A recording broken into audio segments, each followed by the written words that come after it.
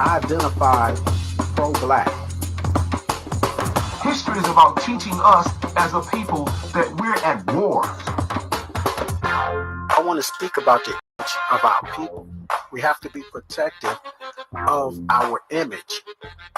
Our ancestors, they were oppressed, and we are oppressed today. Hotep, everybody. This is Kev from the Jah Kev Show. And this week, where we have H.O.L.A back. And we have two guests on, one that y'all may seem familiar with, and Jah's not here. Let me say that. We don't have Jah here, so we are trying to get everything working right. I know the people that are checking on Facebook, we're having difficulties, but we're going to go on the show anyway. Y'all can check us out on the YouTube channel. I'm going to try to get the Facebook back up and going. So we have two guests from the H.O.L.A, and my brother Giovanni and Sister Rachel. And I'm going to let y'all introduce yourselves and what y'all actually do for H.O.L.A. So you want to start off with Giovanni? Start with Rachel. Okay, start off with Rachel. Hi, I'm Rachel. Thank you so much. It's an honor to be on your show. I know when we found out that it was a local show, it's just an incredible opportunity. And so I'm really thankful. Rachel, I'm with H.O.L.A, Hands Off Latin America, !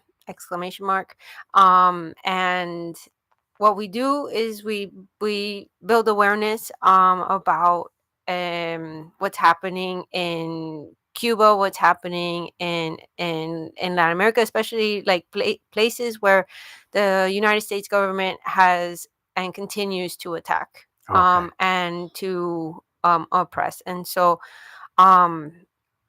that's what we do. Recently came back from a trip to Cuba for May Day. We can get into that a little bit more later.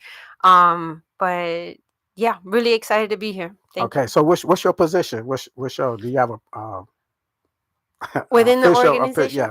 organization? No, I mean, H.O.L.A was formed at the end of last year. And really, it was just like a group of us that came together that had been doing a lot of anti-imperialist work. And we were like, we need to form an organization, anti-imperialist organization. We have folks that have been in the movement for over 60 years that are part of our organization, and folks that are now like entering the movement. And so it's like a really great intergenerational org. And so we don't have positions, we all like give what we can. Y'all just a collective together getting things done. Okay, that's interesting. And you, my brother? Hey, how you doing? How you doing today, Kev? I'm doing good, man. You doing all right? Appreciate you bringing me back. And, last time I had fun here talking with you and brother Jah, right? Yeah. Right. And I saw him last week. I saw him this week, actually, a few days ago. I was hoping he was going to be here today. But I'm going to have to talk to a brother, man, when I see him next time. He called in hooky today. And of course, you was here some months back when you was first talking about going on a humanitarian. Could we call it a humanitarian trip? Solidarity. Okay. All right. Solidarity. I'm going to change that on the title to Solidarity. And we'll explain why. Yeah. Try and get away from that that word humanitarian. We'll explain why in a bit. Okay. But solidarity is we feel is the correct term that we were doing there. Okay. People to people solidarity support. Yes. My name is Giovanni. Also with H.O.L.A, like Rachel said, that we just started H.O.L.A about a year ago, and specifically our first. Specifically was to educate the population here in San Antonio, the community in San Antonio about Latin America and about the different interventions that's happening, particularly the fact that San Antonio receives a lot of the migrants that come from Latin America, particularly when you see I remember a few years ago when you're seeing those convoys. It wasn't convoys. What were they? The caravans. The caravans and whatnot, and a lot of people didn't know what was happening. Why so many migrants was coming. Well, the reason why is because it's really tied to American politics, American policy in their home countries, Okay. and historically, American policy, American government tails tails American business. So a lot, so like the United Fruit Company, for Mm-hmm. example, back in the days, the United Fruit Company, which was a giant American agriculture company, that will go into a country, and when they had problems with the local population, they call in the U.S. military to solve their problems. Oh, okay. So yeah, so use a lot of so a lot. So it's a symbiotic relationship, right? You have on one hand, you have American government doing policies and whatnot, and that affects millions of people. But they also tell American business also to get their way. They also affect millions of people. So it's a back and forth type of thing going on. So that's one Okay. of the things that we do. We educate folks on the relationship that's happening, and why things are the way they are. Okay, that's interesting. So what's actually happening? I mean, I know I've paid attention to the news a lot bit more since the last time you came on the show. So what's actually happening with between America and Cuba right now?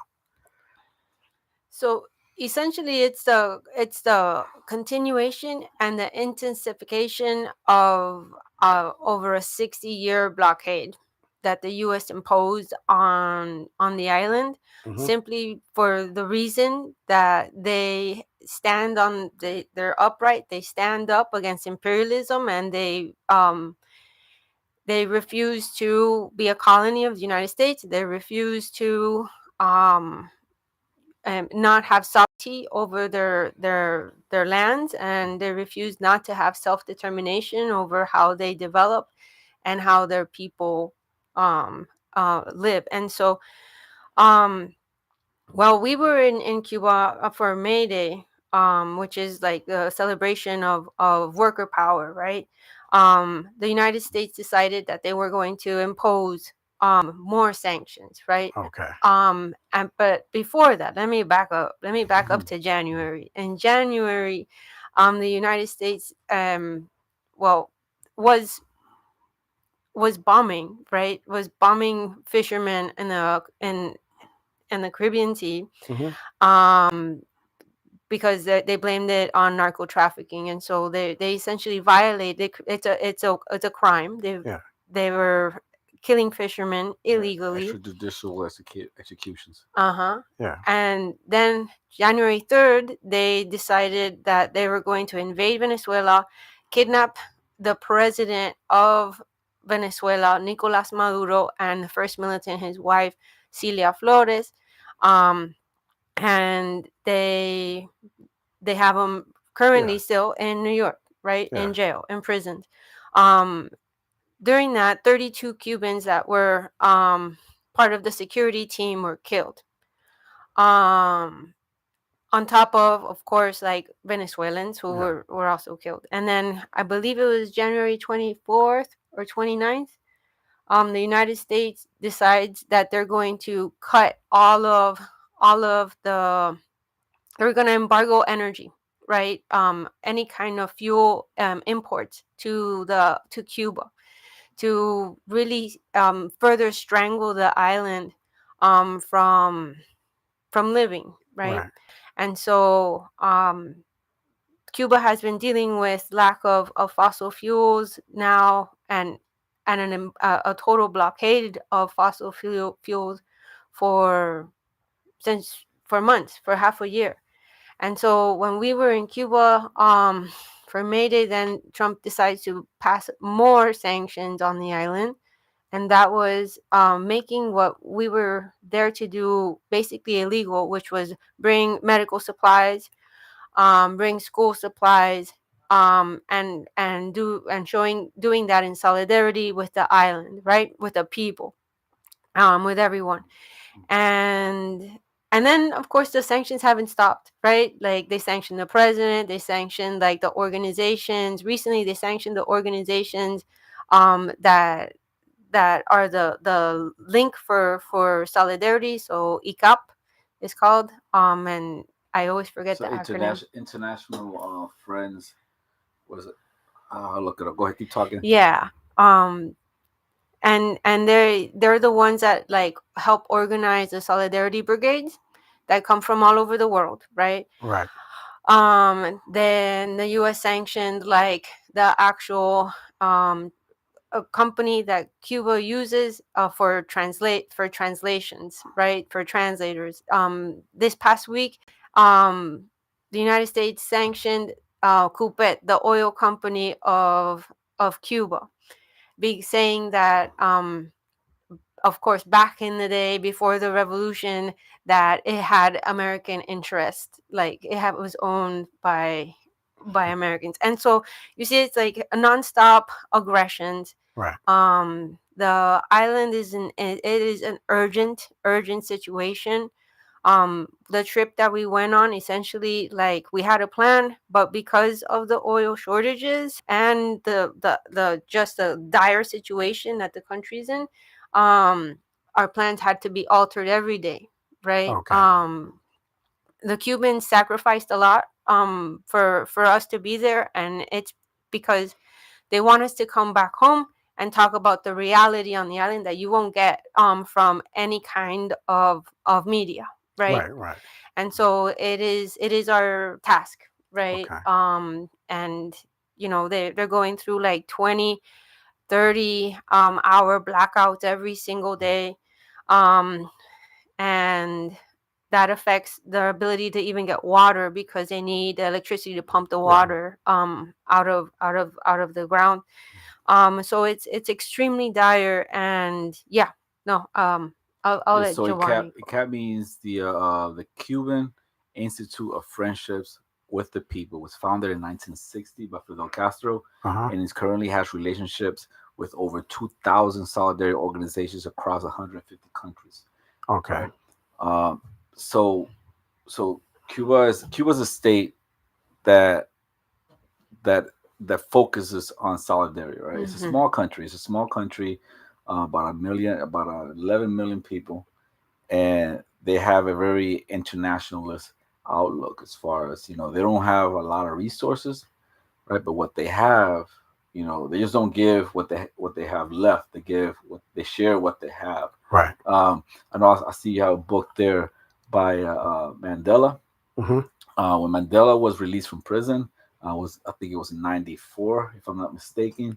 Yeah, Uh, like 90, around 90, yeah, 94, around that right, time. right. One of the first heads of state that he went to visit was Fidel Yeah. Castro. Yeah. See, I was thinking when you was telling that, I was thinking of when he came here, but he was released, of course, way Right, before right. he The came here. first head of state that he went to visit Was was Fidel Castro, yeah. right? And why he went to and there's a video, and there's a video where I think it was an American journalist or senator or journalist, was asking Mandela why did he go visit Fidel Right. Yeah. Castro, and Mandela said that in our time of need, when we're like in our dire time of need, when we needed friends the most, Cuba was there. Right. They were trying to get when he came, him and his Wendy came here. Hmm. Winnie, I'm Yeah, sorry. Winnie Miller. Winnie, when they came here, they had him on, they was parading them around, but they had him on talk show, but they was trying to pressure them. They wanted them to denounce Right, Castro and Gaddafi.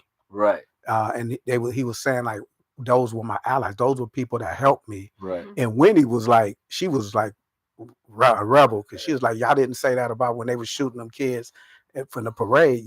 Right, but the United States government supported the Yeah, apartheid yeah, government. yeah. So how can you support the apartheid government for many decades, and then all of a sudden, right, it falls apart? Now you're going to try to re-image this person. This person you call a terrorist for so many Right. long, right? Because Mandela was called a terrorist until recently. I think Obama lifted him out of Yeah. the terrorist list, right? Now the narrative changed. Now it's about peace and love and stuff like that, non-violence and everything like that. Now I want you to renounce the people who supported you. Yeah. It doesn't make any That's sense. hypocrisy. It That's is and it's hypocrisy. because they helped them do everything that they did to Mandela.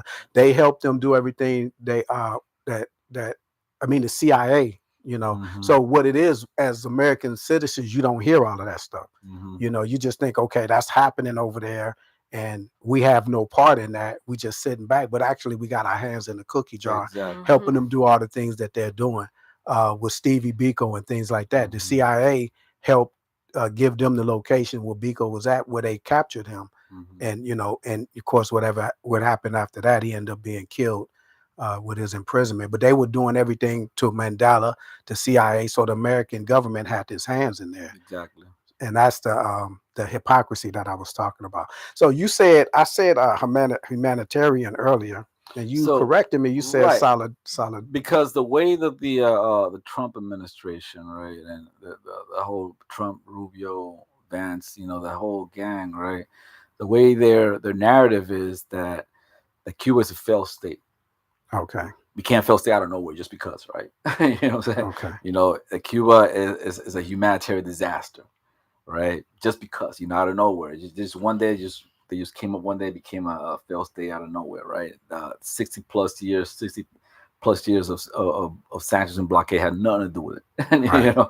you know, so because of Cuba is a humanitarian, it's in a humanitarian crisis, right? It's we need to Intervene. intervene because it's a humanitarian crisis, right? Which is humanitarian crisis that was manufactured by your Yeah, policies. yeah, Exactly. right. So we try to get away from that word Okay. humanitarian, because that you're speaking the language of the aggressor, you're speaking the language of the Oppressor. imperialist, right? Yeah. Exactly, right. So Okay.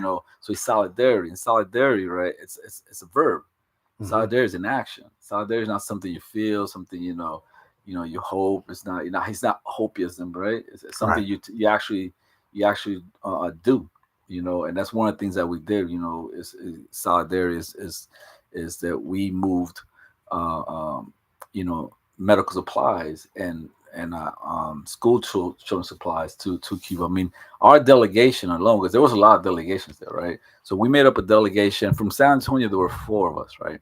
But we were part of a larger national delegation, right, which is called the Mayday Brigade, which was organized by the National Network of Cuba, which is also an American organization, been around for many years. But when we got there were other delegations from there was another American delegation, by the way, from L.A. And they were Okay. right. There was another, they were pretty large as well. Ours was about 80 people, I believe, Y'all right? had 80 people. And then theirs was also significant. I don't know. Theirs was large as well, but there was also people from Canada, a delegation Okay. from Canada. There were two delegations from Canada. There was a delegation from the UK. There was a delegation from Germany. There was South South Korea. Korea, Sweden, Wow. Italy, Greece, South Africa. So there were like about I think 36 countries of 30 almost 800 delegates. delegates here, right? Hmm. Wow. International. That's And that's that's that's great to hear. It was there were beautiful. Brazil, Dominican Republic, And y'all were all there at the same time. right, For the So same y'all reason. planned it for you said Mayday, right? right, Mhm. Mayday. Okay. So Mayday is a significant time. It's a holiday in Cuba, right? And May Day is International Workers' Day. A Okay. lot of countries around the world celebrate May Day. Ironically, right? May Day started in the United States, Yeah. Yep. Yeah. right, with the Haymarket Square massacre back in the 1880s, I Yeah. believe, right, which was a strike in Yeah. Chicago, and the mayor sicked the police Yeah. on the strikers, On the on the union. It's union, right, union right, workers. a union, and killed several of them, right. Yeah. So they call it the Haymarket Square massacre, right, and it was a May Day, right. It was a May 1st, and then they celebrated. It was celebrated here in the United States, right, until the 1950s, right? And what Okay. did they win though? Hmm? They were fighting for the 8-hour workday. They were fighting for just working like 5 days a week. 5 days. Yeah. The weekend, right? Hmm. Work on better working conditions, Yeah. Benefits basically. salaries and stuff Yeah. like that. Exactly, right? That's what they were working for. Because a lot of people don't nowadays take this for granted. Yeah. As you know, back then you're truly replaceable. I mean, if you got sick today, you might not have a job Yeah. the next day. They work you for 7 days a week. you know, Yeah. We take that for granted. We think that right, we have these rights and they were just granted to us by the government, and right. that's not the People case at all. struggled, people Yeah. died, and May Day was celebrated in the United States until the 1950s, when it was considered during the 1950s, Yeah. the whole Red scare and stuff like that. So it was considered too commie, right? Right. So it was moved to September, right? So in September, and we changed the name from To Labor Day. to Labor Day, Wow. right? Mhm. See, we getting educated on here. So Well, that didn't even click to me. Labor Day. Right. Nobody even. You celebrating work. You're not Yeah, celebrating the worker. You're yeah, celebrating yeah, work. yeah, work. You celebrating work. And Yeah. so what that does is that it breaks the international solidarity. Like the Right. US celebrates it in September, the whole rest of the world celebrates it May 1st. Okay. May Oh yeah. May 1st. So in Cuba, the May 1st celebrations are huge, and people come from all over the world to participate. And they have this Hmm. huge, beautiful march. Now I gotta be careful about march because when I talked to a reporter recently, a TPR reporter, and when I used the word march, he thought that it was march as far, he was in his mind it was like a protest march. Right. Right. Yeah. Like in his mind, when you say march, people think about MLK going Selma and all Selma the stuff bridge like and that. all that Right, stuff. right, Yeah. right. It's not that type of march. It's a celebratory march. Okay. It's a march celebrating the achievements of the revolution. And a lot of people in Cuba are unionized, right? So Yeah. you have the teachers union come out, Everybody's the unionized. plumbers union, the construction workers union. You have all these unions come out, right? And they're on the uniforms and the stuff like that. Teachers come out with the big Banner. pencils, Yeah. big Oh, old pencils and yeah, stuff like. big old pencils and stuff like that. Why? And Why we don't see that? Why would the media don't? We never see well, any of that. because we spend a lot of money demonizing Cuba. Right. Right. And I you mean know. And that's they the spend a lot of money making sure that that narrative continues. right. and they spend Millions of and So dollars. they, and they are spend a those lot of type of things on the internet for us to look up? We just have to look in the right places, or You have to look at the right the places. international type news. That's what I'm Mm-hmm. thinking. Yeah. so there's a reason why they make it so difficult for Americans to travel to Cuba. Okay. And that's one of the reasons why, because you don't because it's about just trust us what we say about this country. I don't want you to see it on your own.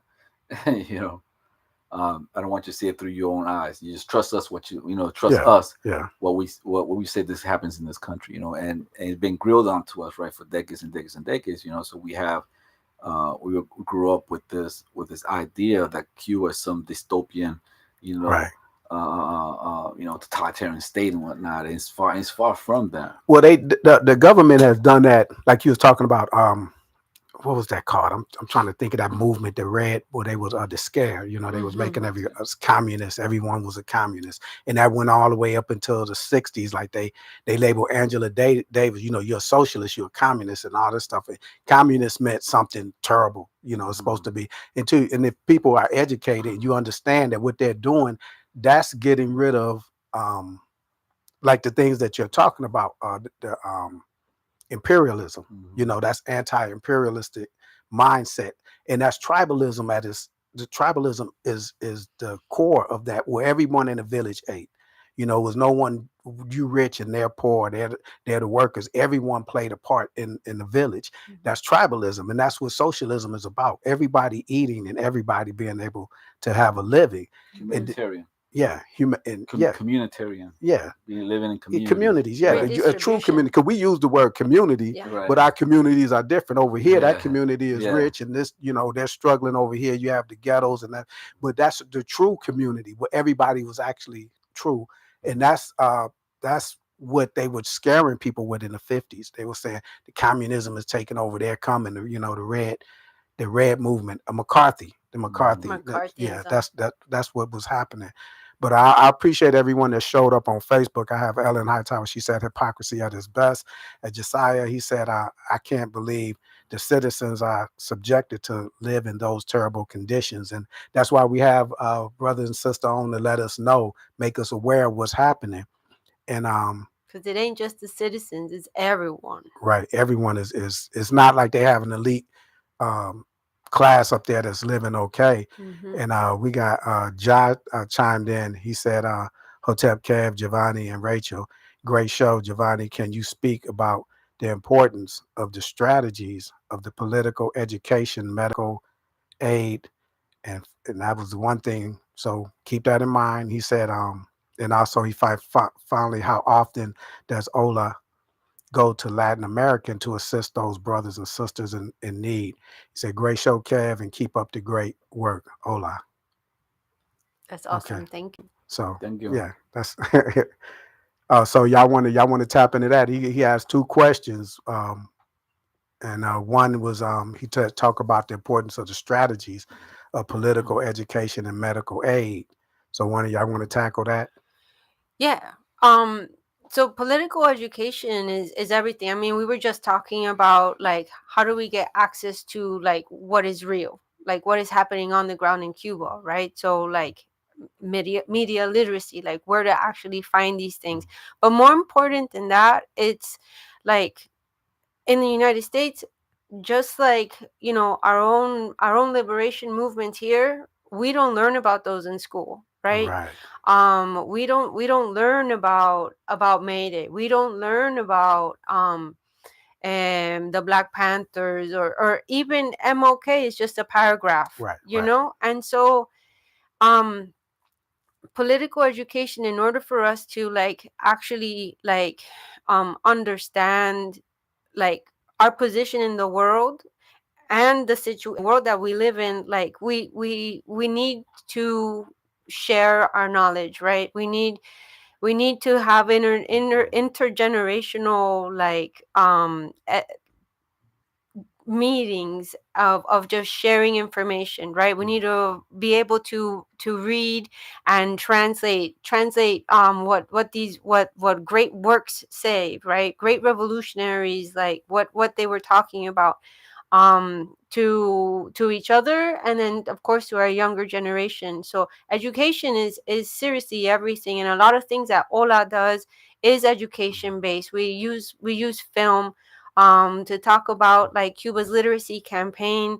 There's a great documentary called Maestra that really details out like how the campaign was formed, the necessity for the campaign, because the majority of you could see like the inequality from like rural educate literacy rates to yeah, urban right, literacy rates, right? And you once you read something like that, you can map out your own you can map out San Antonio, right? right, yeah, yeah, Like literacy rates in the north side versus literacy rates in the west side or the right, south yeah. side or the east side, Yeah, I right? think Edgewood District had the lowest in the country at one time. I Hmm. remember I was in California reading about that, and people when they said it, I looked because I know San Antonio, but people around they didn't understand Edgewood. They're like the Edgewood. I'm like that's the southwest side. That's Yeah. like it's classism. That's racism Right. basically. And Yeah, it's by design, yeah, it's you designed. know? Yeah, And yeah, so, I mean, and to see how, you know, through political will, through the people's movement, through like the revolution that happened in Cuba, they attacked one of the most important things, and that was illiteracy. okay, And so, because everybody to be a participant of society, you have to be able to read and understand what you're reading in order to really think and be able to, yeah, yeah. Education is freedom. right. That's how you fight for There you freedom. go. There So you go. And so that's one way, right? And political education, the way that we do it, that's one example. But the most important thing with that is making the connections to your everyday reality, right? Because um I mean, it's kind of silly, but essentially, like Mark says, like you can read everything, you can educate yourself as much as possible, but like we need to do something with this right, right. educate, like this information, right? We can't just Keep sit it on it. known, yeah. And that's a powerful thing because y'all formed the organization. You said you had a lot of like-minded people that got together that had the same interests, and y'all formed the organization. How hard was it to form your organization? It wasn't hard at all. It was just so last year, um, they so last year all of us didn't exist last year, right? It Hmm. existed because we sent a delegation of like from us, right? Delegation to Cuba last year as well, right? So Rachel went, some other people went, my daughter went. I didn't go last year, but so when they came back, other people when they came back, we did a like a report back, just like Brother John went to report back this Sunday. We did report back when we had people there and reported what we saw, and we reported what they saw, and we had a slideshow and pictures and everything like that. And then right after that, we did pretty much a like an after action review, right? Yeah. How the event went and everything. And say, oh, by the way, we got an idea. Let's start Ola. So Okay. let's do it again. Let's make it more of a routine thing, right? Let's because the whole thing is right. So I've been to Cuba. This is my second time in Cuba. I've been Rachel's 4 times. Cuban American. Yeah. She's Okay. been there, I think 4 times, right? Hmm. Her husband been there twice or 3 times, 2 times. 2 times and everything like that. So the idea is for when we started Ola is that we wanted to take people from San Antonio that have never been Hmm. to Yeah. Cuba. I think we invited to you. We invited Yeah. you and John, Well, right? we saw the I don't know what that was. We went to the event at the the Yeah, Mad so and we're recruiting people to go, and because the idea, just like Rachel said, right? Just don't take our word for it, right? yeah, Go and see to you for yourself, yeah, You have to. and the way it is built, the way the government has it, it's to make it incredibly difficult for Americans to go and see on the hill, right? You can travel to Cuba. You can you got to travel to Cuba on certain licenses, yeah. like religion licenses. Hmm. Um, if you're like part of like a missionary and stuff like that, right? You can go in like cultural like cultural exchange licenses and stuff like that. You can go in different licenses. Now, this Trump administration and Rubio, they're making it hell of Yeah. difficult to go, right? I heard that they had blockades.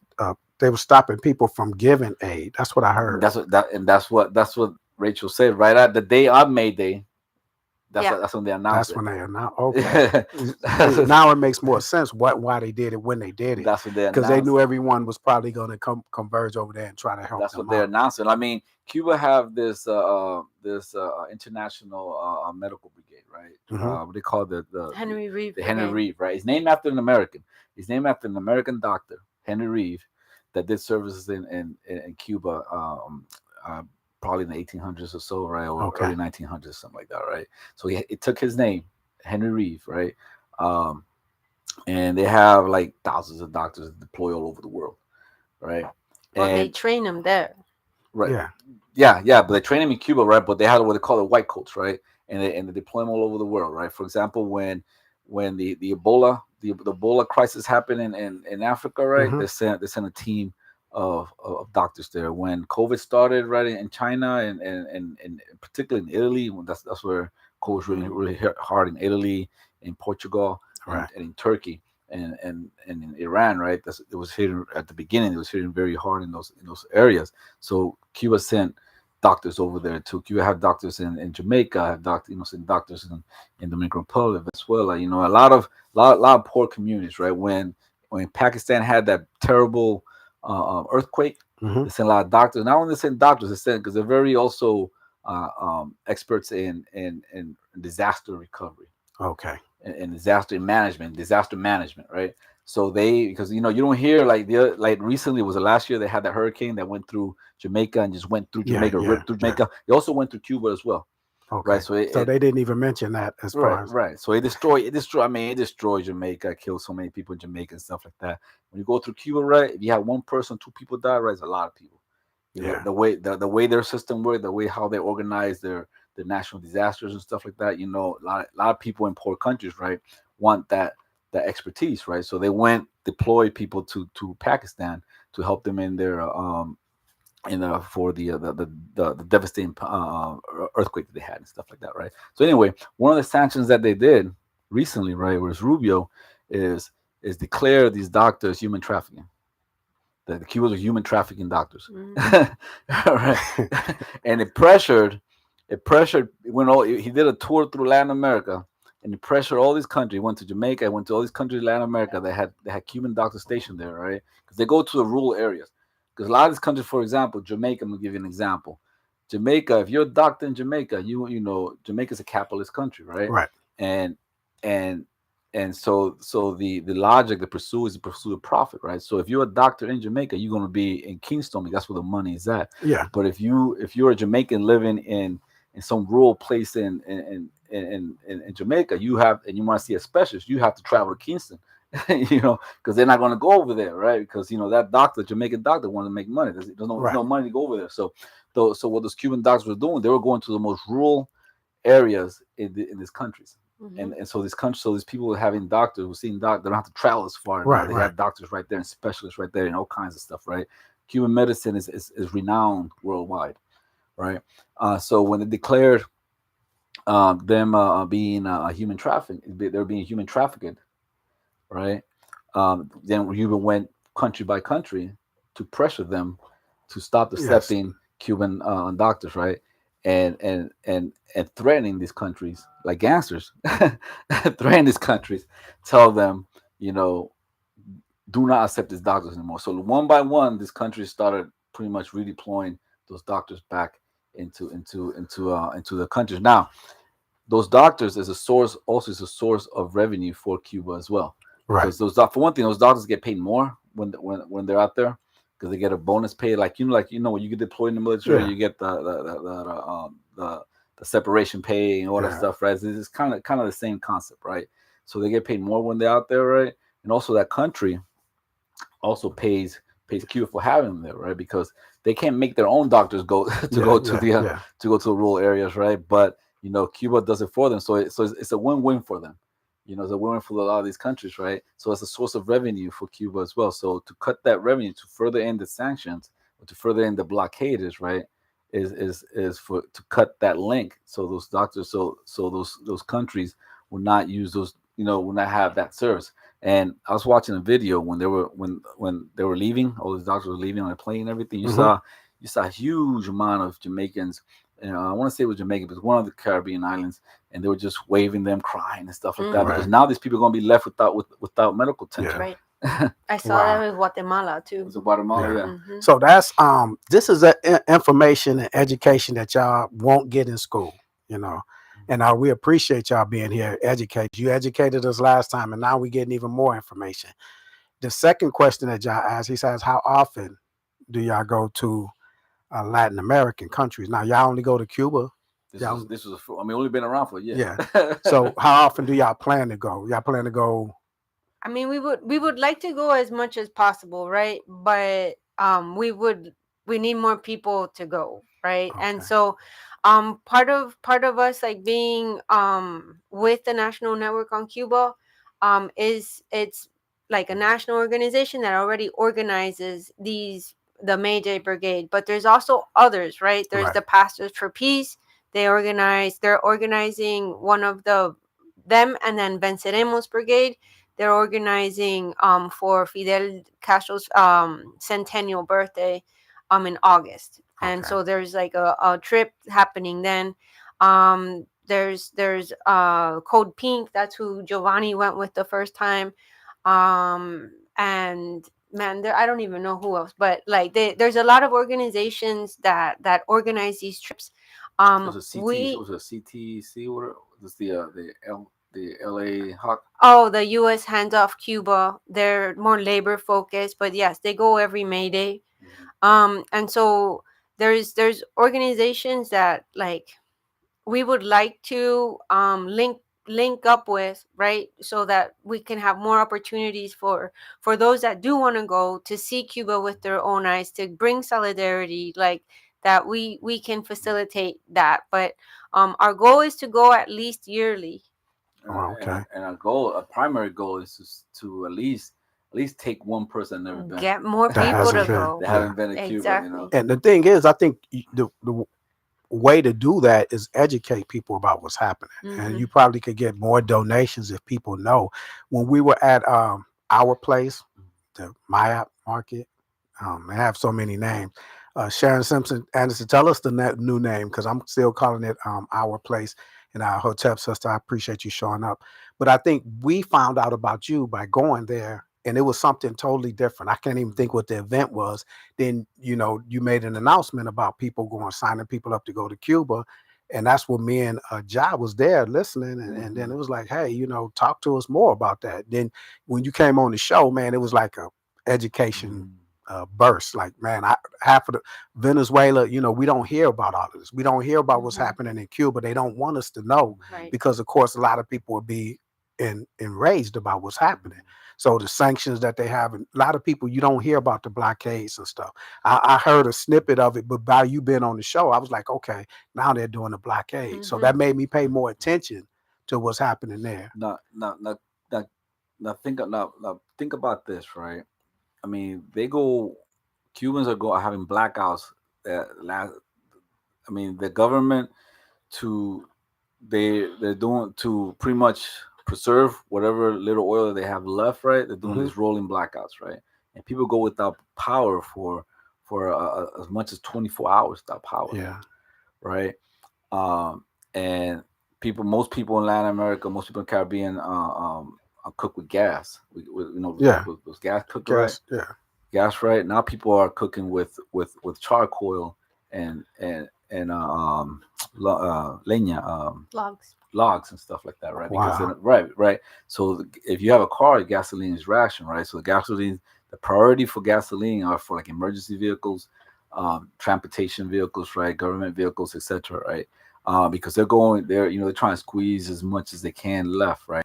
Now, Cuba does produce oil. They in a good time, right? They can produce up to 30% of their own oil, right?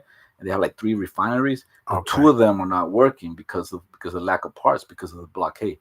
Okay. So one of them and I'm not sure if the one that was working is still working because it has so much demand on it, right?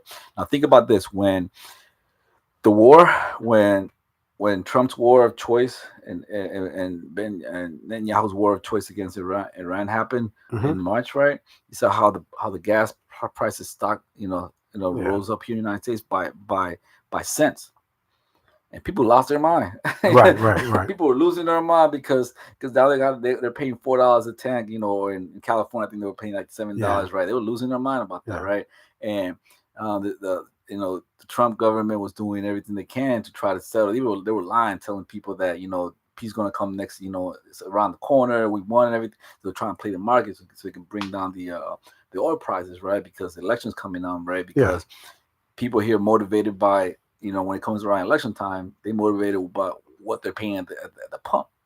Now think about going without gas for Yeah. months. You know Yeah. what I'm saying? 4 months. Because not because of anything, because of you. It's because Because someone in another country, in another capital, has decided to turn off the tap on you. right. you know, They're ruthless. Ellen, I'm sorry. She said right now we're not allowed to book anyone for a trip to Cuba. These are now I gotta hit see more. I didn't know you was gonna have more, but she said these is unacceptable. No one should be having to deal with what's happening right now. It's heartbreaking. And Hmm. that's what they don't want us to know. And that's why I'm glad y'all came over here because y'all are enlightening many of us on things that we're unaware of. Now, Ellen is a travel agent. She mhm, has her own travel agency, her and her sister. So that's why she's saying that they can't even book anyone to go to Cuba. right. Yeah, you probably have to go like through Canada, kind of like it was in the 90s, going through Canada, Oh yeah, through Dominican Republic, through Mhm, Mexico to get the roundabout to go. But yeah, it is heartbreaking. I mean, what's more heartbreaking is that it's our own government, that's yeah, doing this, right? And it's doing it um because it just cannot stand to have like a liberated land, liberated people 90 miles away from its coast. right, right, And yeah, like it's disgusting. Just yeah, like Haiti, like Haiti was the first republic yeah. to the first Black republic in the Americas, right, to get its independence, right, and they've been paying for it ever since, Yeah. right. Yeah, and people don't realize that because Hmm. they even had us Black Americans here not liking Haitians, Right. because they brainwashed us. Haitians are this, and Haitians you can't trust them. So I know a lot of people that were Haitian that was ashamed to let people know they were Haitian because of and I'm talking about Black people Right. in New York or So the whatever, because it's like, prejudice and yeah, the whatnot. prejudice, and they brainwashed us and thinking something was wrong. But like Hmm. you said, it's because they were the first country in the West to gain freedom from a European power. Like Mhm. they broke the revolution, Right. Yeah. and so they're still, like you said, they're still paying for it. They're still trying to make Cuba. They want to break Cuba, and I think it is our responsibility around the Hmm. world to try to stop what's happening. Yeah. Any way you can, donate to these organizations that's out there that's already formed. join into the organizations, do everything, or form your own organization. You know, learn from people that have organizations and see how they went about doing everything, the blueprint of what they've done, and how you could say, well, I want to help Venezuela, I want to help um, Haiti, you know, whatever, but do something. Don't just sit back and get your brain suds on your brain, soap on Right. your brain. Continue in the American education system to believe what you're seeing on the news about these places. And they have in the lobby, they have a strong. There's a strong lobby here in the United States that that pretty much has controlled the narrative on Cuba. You Yeah, know, it's an anti. They're made up by Cuban Americans, but it's an anti-Cuban yeah, revolution lobby, right? Coming out pretty much out of South Florida, and for the longest, they have pretty much dominated the narrative here in the United States on Cuba, right? Today, that domination is kind of breaking because of social media and stuff like that, right. and you know, just like the Zionist lobby, you know, their the narrative is breaking because of social media and people can actually see, you know, Yeah, what's going yeah, on, right?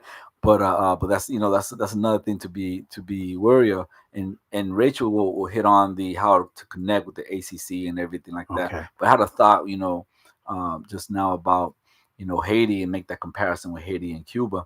You know, Haiti was the most profitable colony for For France. France, It was the yeah. most profitable colony in the Americas at one point, right? And for France, you know, and that pretty much fueled Haiti's fueled Napoleon's army. Hmm. You know, because of all the because they were set up a colony, a slave colony, and the only purpose in life was to produce for France, right? Hmm. You know, Cuba, kind of the same situation. Cuba was covenanted by the United States since the early years of the Republic. I mean, um, you know, um, Thomas Jefferson wanted to purchase Cuba from the Cuba Spanish, from right? Spain, yeah. So Cuba is called they call it the key to the Americas because it was from Cuba the Spanish launched the invasion to Mexico during the conquest of Mexico. Yeah. And it was and Cuba sits where Cuba sits. It sits in between both continents Hmm. and Central America. So from Cuba, the Spanish were able to project power Yeah. into the Americas, right? So Cuba was very important for the Spanish, right? So when the Americans independence, right, they wanted to purchase Cuba from the Spanish, right? And Cuba and the Spanish never wanted to sell. The Right. British was able to take Cuba and Jamaica because Jamaica was was Spanish as well. So the British were able to take Jamaica and Cuba, right? And Cuba, the the um, the Spanish traded Florida for Cuba. That's how important. That's how Wow. important Cuba was. Yeah. You know what I'm saying? Wow. Yeah. You know, so the Spanish gave up their Spanish colony in Florida in exchange for Cuba. You know, that's how Okay. important it is, right? So that dream of taking control of Cuba was materialized in 1898 with the Spanish American War. You know, and they took control of Cuba, and then from 1898 they tried to put Cuba into a situation like Guam and Puerto Rico, which is pretty much colonies. But because Cuba already was fighting the Yeah. war of independence, they already had an army. Yeah. You know, just like the Philippines already had an army as well. You know, uh, it pretty much pushed back, and that's why it didn't fall into direct colonialism like the Philippines and Jamaica, like the Philippines and Guam and Puerto Rico did, Yeah. right? So, but they were given nominal independence. It was They were, neocolonialism. yeah, Yeah. neo-colonials. They were given nominal independence, so they were able to have their local leadership, right? But All puppets. American Yeah. Puppet companies, governments. Yeah. right? American companies owned about 80% of the land there. You know, Yeah. there's a city. I think your family's from there, called Cienfuego. Hmm. Cienfuego. Before the name of Cienfuego, that town used to be called Hershey, Hershey. like Hershey, Pennsylvania. Uh huh. That made the connection. Hershey Bar Yeah. made the connection, right? Who owned that land? The Hershey Yeah. it was a plant. It was a chocolate plantation for the Hershey family.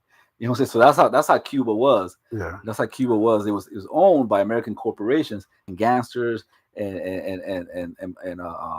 and alcohol. What do you call it? Bootleggers Yeah. and you know, and it was everything. Prostitution. It was a playground. It was it was it was Las Vegas. It was Las Yeah. Vegas before Las Vegas was ever Yeah. invented, right? And keep this in mind, right? That if you guys go to the movie Godfather 2, there's a famous Yeah. scene, the famous scene, right, where they have a cake. They're Hmm. celebrating somebody's birthday, I believe. I don't know. They're celebrating something. I forget. But there's this cake. Hyman Ross. Yeah, Hyman Hyman Roth. Roth. So Hyman Roth, right, was the figure. He was playing with Meyer Lansky. Yeah, Meyer Yeah, Lansky. that's what he was playing. He Yeah. was playing Meyer Lansky, which was a Jewish gangster, and they were celebrating something, and they were cutting the symbol. The symbolism is how they were cutting um, Cuba, right? Hmm. So in that round, that in that group of people, there were gangsters, Malansky, right, Hmm. or Hyman Roth, right? There were real estate people there, Hmm. legitimate business men were there. There were all these people were there, right? Each taking a piece of plantation owners, barons, or whatever, tobacco barons, or whatever, Hmm. each taking a piece of Cuba. That's what she mentioned the literacy campaign, right? So in Havana, so most of the capital was concentrated in Havana, right? The literacy rate in Havana back then was 80%. 80% of the population in Havana read, right? 80%, right? But the illiteracy rate in the Illiteracy. rest of the country was 75%. So the Wow. majority of the campesinos, the peasants, right, they didn't know how to read. All right. And then the Spanish had the caste systems, right? Hmm. The divided racial caste system and Yeah. stuff like that. But the Americans that came, they introduced Jim Crow also. Oh, you okay. know what I'm saying? Wow. You know what I'm saying? So yeah, so you had all that going on until 1959. 1959 Yeah. liberated that. 1959 Yeah. stopped that. You know what I'm saying? And they tried to buy these revolutionaries were in the teens also. The revolution in 1959, they were in the teens. Fidel Castro, I think, was like 32 or 34. Hmm. Their ages ranged from the teens into the 30s. So they were young people, right? And they took control of the country, right? And all the wealthy people left the country. They took all their money with them. I know you saw that scene in Godfather Yeah. where he Yeah. left. Yeah. So Everybody was leaving, but the and Michael was saying, he said, Hyman Roth asked him, he said, "What's wrong?" yeah, He said, "I believe that they could win right, because he Hmm. saw one of those. He said because they have basically like the heart to right, win. The soldiers are paid. The people that's there, they're paid to fight. These people are fighting for their lives. exactly. So when the revolution triumphed, right, Hmm. the Cuban economy was like this. They had no money, right, and it was being run by a whole bunch of young people.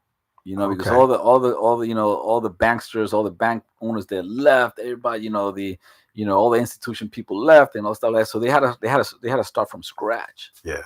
with zero money, right? And then built a revolution, right?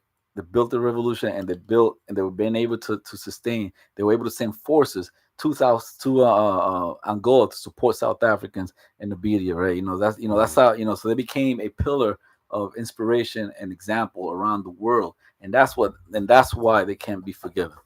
Well, Wow. and I wanted to go back, right? Because you talked about like Cuba being the US's playground, right? And I mean, and we can see like what the US's playbook is, right? When we look at what they want to do in Gaza, what they're Hmm. doing to Puerto Rico right now, and then what they would love their divide and conquer, and then the strategy for us citizens, right? And how you were talking about how we weren't supposed to um like Haitians, right? We were supposed to be doubt them, Hmm. and so like that's divide and conquer instead of like a unification strategy, Hmm. right? And so that's exactly like how it's a colonial tactic that it continues, right? Yeah. That's And the MO. That's the MO for it's America. exactly, it's the MO. And so what Cuba wants, I mean, it has said, right, if there is military intervention, we're prepared to fight, but we're a nation of peace. And so they know their land is beautiful. They know that like if they were allowed, by the US government to actually develop in the way that they want to develop, um they're already like let's say like in the healthcare industry, they're already producing healthcare as a first world nation, right?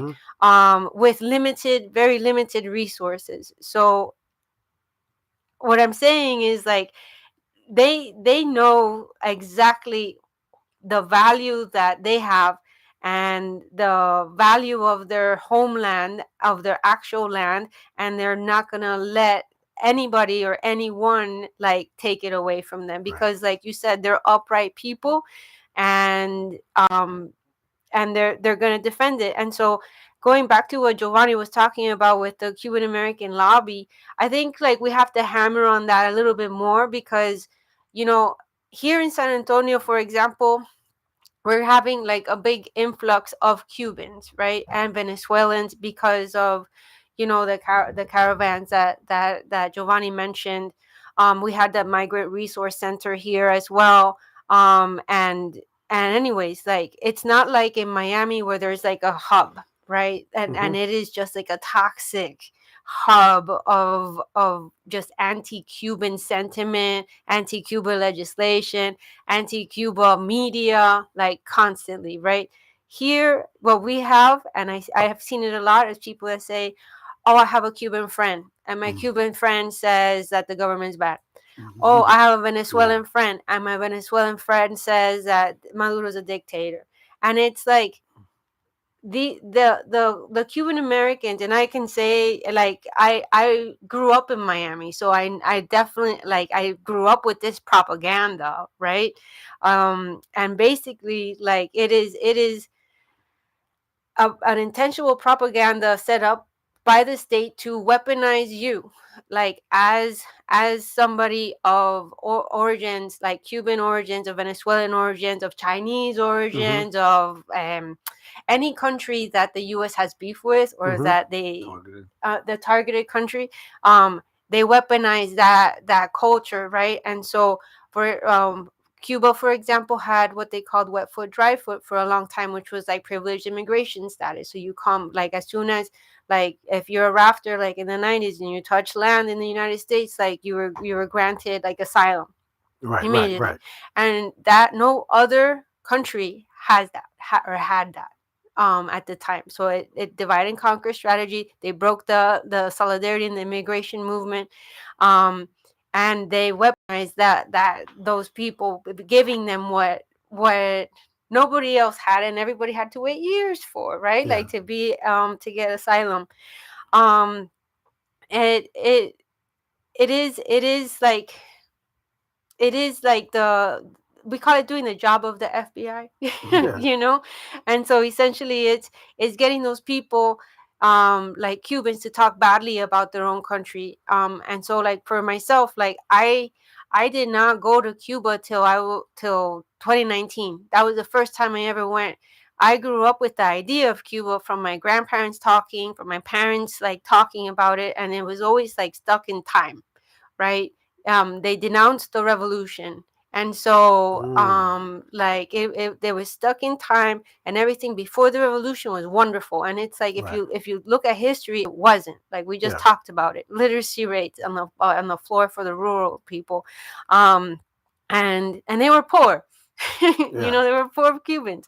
And so it's like, um the United States pressures, right, pressures through media, through like your same neighbors, and like the narrative of the community, pressures you to essentially adopt, assimilate and adopt, like the reasoning of why you left, right? Yeah. And the reasoning about, like, their justification for why to blockade the country, right? Like, why have the people suffer, right? And you have people, for example, my own parents, saying the blockade doesn't exist. Mm. The blockade, they repeat the same thing that the government says, um that the Cuban government is the one that steals the money. And it's like, prove it.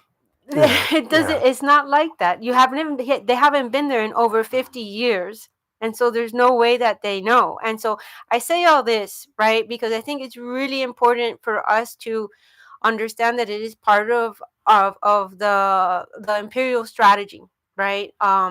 The divide and conquer strategy. And then also, like, it's part of that political education. Like, you have to understand how like your enemy, for example, is training everybody to think so that you can break it, right, Right. and with the truth. Yeah, I know Asada Sakura. I read a quote from Yes. her today. Basically, I saw the quote. There's something that she had said a while back. She said, "Don't let your enemy Right. choose your enemies." Exactly. And this is when we were saying the MO of America. You see this all around the world. They made Gaddafi out. He was a mad dog.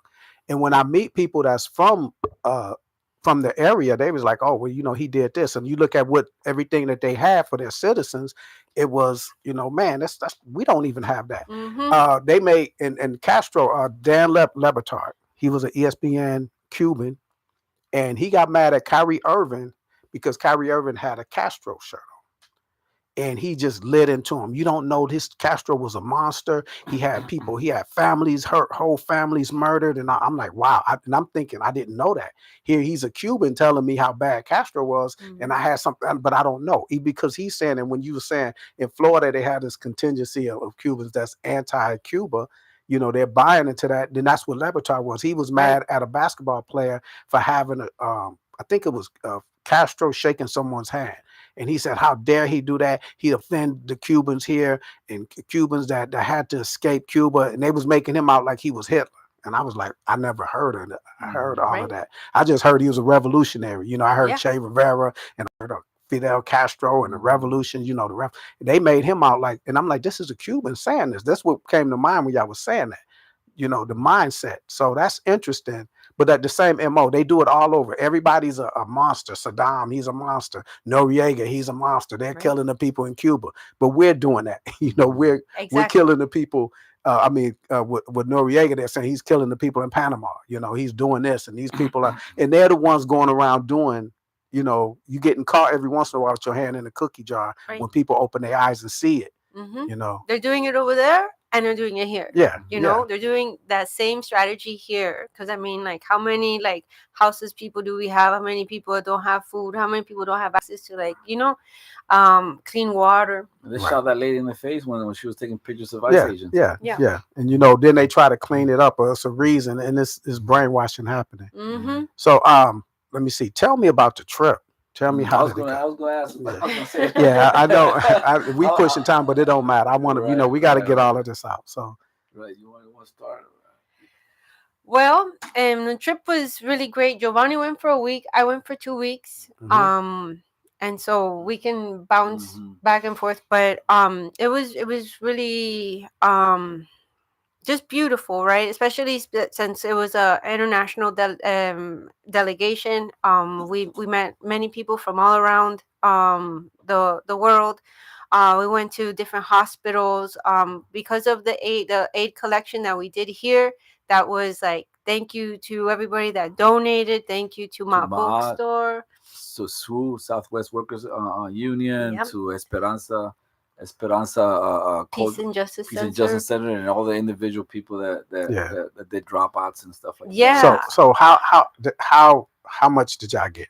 So Was it a lot, or was it for what you us, expected? for Or us, it was awesome. It it was was all, it was a lot, and we were able we weren't able to take it all. oh really? Wow, that's Um, good. yeah. Was it because of the type of things people were donating? No, because No. we were only allowed to take. We were taking it in luggages. We were allowed to take 2 luggage. Yeah. Yeah. Okay. So I mean, I went on a charter plane. Hmm. And there was 18 of us that went. We left out of Miami. And they were giving us a hard time just because we're in Miami, right? Hmm. And that's what they do. Um, but no, we took 6 suitcases, and then like each person that went took a suitcase of donations. Um, 2. two So we suitcases. so I took a carry on. Hmm. Took a carry on and then 2 suitcases full of Wow. donations. Right. Yeah, Yeah. and then because we're going to Cuba, like the amount that you have to pay for extra for overweight bags and an extra bag is so much more, Yeah. right? And so a lot of the monetary donations that we got went to paying for the suitcases Yeah. that were overweight, or the second suitcase. And so um and Cuba, like they open their arms to us, and they're insanely beautiful people, and like Giovanni says, they give what they have, not what's left over. And so we while like we have friends that that came to visit us said like I didn't have no energy for hours today. You know, the Cubans sacrificed a lot for us, and it feels weird to say it, right? Yeah. Because like we were well fed, we had everything that we needed. And some people say like, well, that's hypocrisy, but it's like the Cubans are the ones that organized all of this. And Right. so that. Yeah, they need a so collectively. Mm-hmm. So I know that Rachel and the other person that went with us, um, I think all of us did, right? We took like an inventory. We had to turn Yeah. in inventories. Yeah. So we went to her house and we all the donation, we spread out all the donations in her living room, Mm-hmm. and then we categorized them. We put them, and what put like items together and stuff like that, and then we filled and then we had to write on the sheets, what we have and stuff like that, and we turn it into the NAOC people. So collectively, with ours and everybody else's, right? Mm-hmm. We took over $700,000 worth Mm-hmm. Wow. of medical supplies, right? Yeah. Yeah. I know And that we had a box coming from John Kev show. mm, We had a box for, and Oh. then my mom was like, "Did you go take your stuff? I wanted to." I'm like, "Okay, I already dropped it off." But my sister dropped off. Every people that was listening to the show last time, it inspired people to say, "Well, I'm giving." I said, "Well, mm, go up there That's to awesome. and as Sharon says, the MLK Business and mm, Cultural Center." I said, "Go up there. Drop your stuff off up there." And so people were very inspired just by y'all coming out, and that's educational because people Mm-hmm. don't know what's happening, and mhm. that's a big thing. We Um, did drop offs in at the schools hmm because we also had like school supplies as well. So we gave dropouts at schools. We went to A drop off in a hospital. hospital. We went to a special hospital of special needs, children that are mostly they were Cerebral palsy. cerebral palsy, right? wow. And Okay. then And then a primary school. in a primary school, Mm-hmm. and yeah, so we interacted with the teachers, we interacted with the people that work there, the doctors and stuff like that. They all they gave a presentation of what they do and stuff like that, and they gave us walk through the facilities and everything like that. And with the cerebral palsy one was very interesting, very touching for a lot of people. A lot of Yeah. kids there, and it's named the Panama School Okay. because it was named in solidarity. It was named after the invasion of Panama of 1989. Um, Yeah. and it was in solidarity with all the children that were killed and maimed in Panama in that invasion, right? So that's what it has. It's called the Panama School, right? And we had all these kids there and stuff like that. And it's a specialized school, and there's several. That was the first one, but there's several one that opened since, and and service people in a Havana, in the Havana area, but also serves people outside, right? So for children that lives outside of the area, they stay there, they live there in the hostel in the school, so they have the education there, they get their therapy there, they get their treatment, the medicine, everything happens there, right? The doctors come to see them there and stuff like that, right? And then their parents, like the kids that live there, right? They're there like every for the whole school year, hmm and the parents are transported from wherever they came from. They're transported for free to see their children and stuff like that. For the kids to stay there, Wow. and that's one of the things earlier where it says that the little fuel that they have left, they hmm prioritize projects like that. Okay. Um, Wow. See, I didn't even know those kids were killed in Panama like that, and they're naming something for them in Cuba for that's Mm-hmm. a solidarity. I mean, and we went to one of the primary schools. The name was Ahana Gaddafi Really. primary school Wow. because it was the daughter Yeah. of Gaddafi that got killed by a U.S. bombing. Wow. And Mm-hmm. see, the thing is, for a circle, I was in Fort Ord, who they sent to Panama. A lot of my friends, they were trying to send me, and I was basically like rebellious about. mm, I wasn't supposed to go, but they were. It was something happening political. I say that, and they tried to send me anywhere, and I'm like, no, send me to South Africa. Mhm. And I was like, Panama ain't did nothing, and I was rebellious like that. Mhm. But it's because my friends went to Panama. I didn't know anything about kids being killed, and it was my friends and stuff going there. I didn't know anything about it. Mm. That's odd. But I mean, you brought it up and you said 89. I was like, yeah, I was supposed to go, Mhm. being in the army then. Ellen said it's our responsibility to help make change. She said, please post the groups y'all are part of. Probably not y'all are part of, but part of the groups that and I get that. I could post that on here, or and then y'all said y'all had a slideshow stuff. Tell them how they could watch that. You know, everything, the pictures and everything. Um, w- we can give it to you Okay, if you want. that's great. Yeah, Yeah. that'd be great. We'll post it because they had a whole slideshow, and it was too too quick for me to do all of that on here. But yeah, that's something that and we'll get the names of all these organizations because people can make donations. So whenever y'all plan your next trip, you know, hey, we're gonna have donations or whatever. Of You know, course. Better than okay. donation, bring your body. Yeah. Man, yeah, Vote. that'd be great. So y'all have anything else y'all want to lead them with? Come on now, y'all know y'all got y'all got tablets. I think the last thing that I really want to say is thank you Hmm. for having us on your show and for uplifting Cuba. And then, you know, it's really important because we need to we need to build solidarity, Right, right? We have to build international solidarity with Cuba, with Iran, with Palestine, with like all of these countries that are showing us, you know, how to stand up, how to fight back, because, you know, like we talked about, if we do not follow an example of what like true unity looks like, um we're not going to really do or get what we deserve, right. right? And so like unity is key. The president of Cuba right now, Diaz Canel, he has a great saying, right? Like, unity and diversity. um and I think that that's super important, especially in the United States, where like so much division has happened, is happening.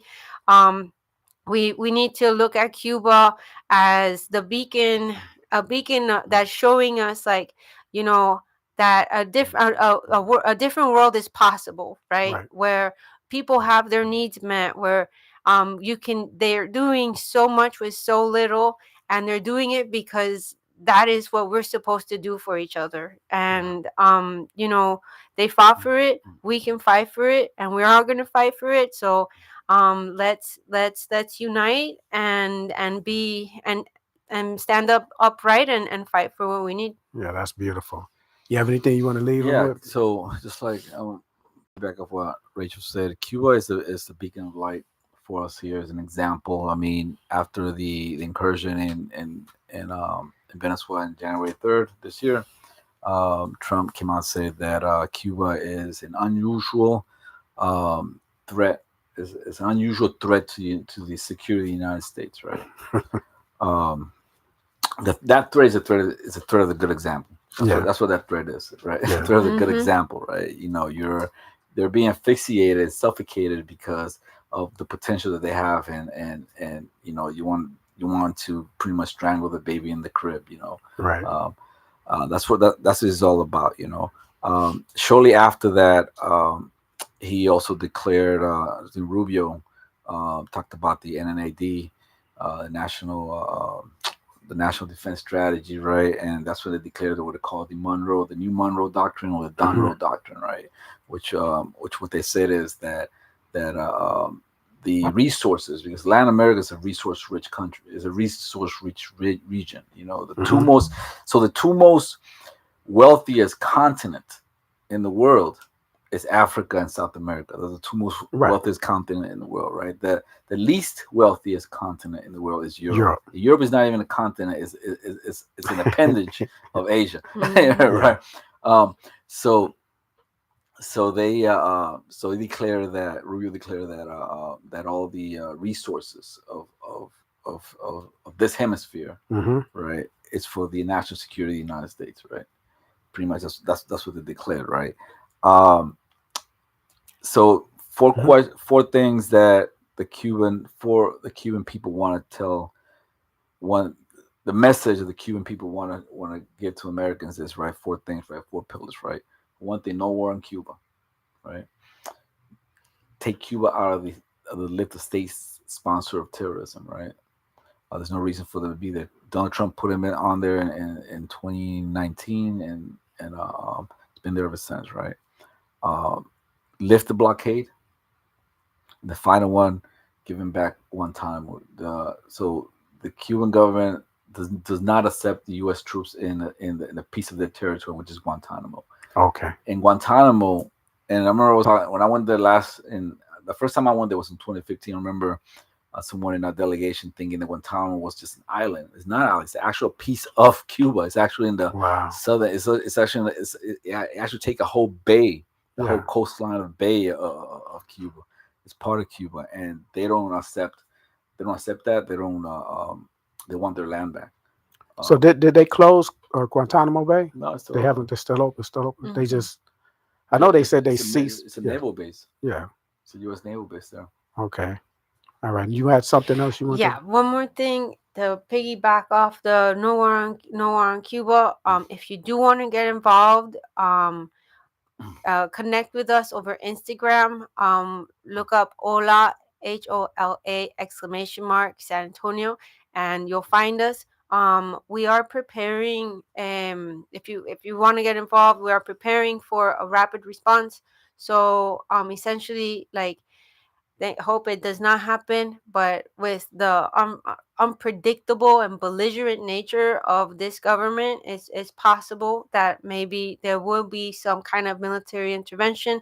If that does happen, we're like activating, and we will be protesting. Okay. And so but if you want to get involved, like to build educations, if you want us to come speak at your communities, different communities, let us know. We can go and like give briefings about this.